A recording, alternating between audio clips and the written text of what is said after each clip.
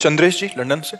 राधे राधे। महाराज जी, ऐसे कोई बाहर से आते हैं तो काफी जगह मंदिरों में जाते हैं तो वहां उनको पैसे चढ़ाने के लिए बोला जाता है, यहाँ चढ़ाओ वहां चढ़ाओ, बट वो ये बाहर से जो लोग आए हैं वो सोचते हैं कि एकदम भागवतिक होगा या ऐसा होगा, क्योंकि सत्संग सुनते हैं वो भी, बट उनके फिर वैसे हम आपको इतना बता दें, अभी पीछे वाले बैच में बताया था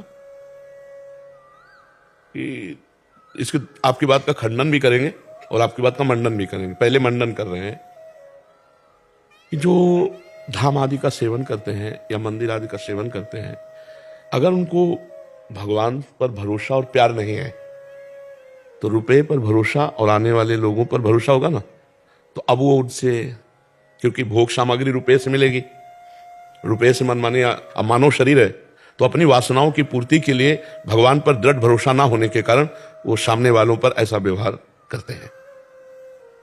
अब हम उसको पलट करके आपकी भावना को शुद्ध करने के लिए कहते हैं कि यदि हमारे पास है तो हम उसे बिहारी जी का आदेश मानते हैं, उनकी आंख में आंख मिलाते हैं कि धन्य है आप अपनी वस्तु को ले रहे हैं, सीधे बिहारी जी ले रहे हैं, सीधे बिहारी जी।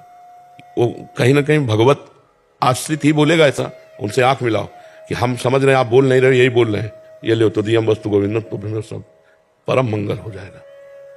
अगर हम कहीं विचार करें तो ठाकुर जी के सिवा उनका कोई व्यापार नहीं है।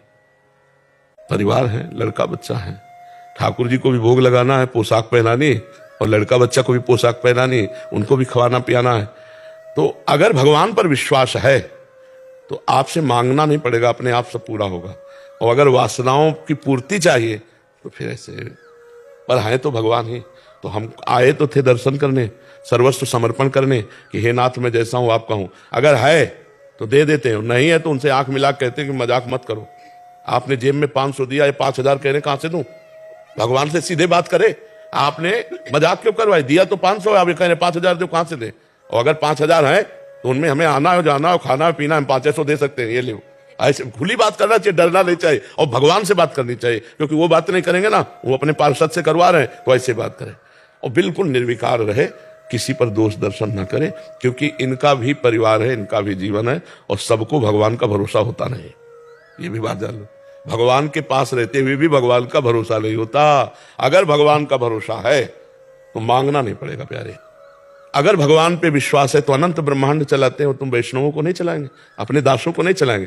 पर होता क्या, हमें भगवान पे विश्वास नहीं होता, तो फिर वो उसी कोटि का जीवन हो जाता है। और भगवान पे विश्वास है तो आपसे सच्ची कहते हैं, सच्ची कहते हैं, ऐसे व्यवस्था करते हैं कि कैसे तुम्हें बताएं।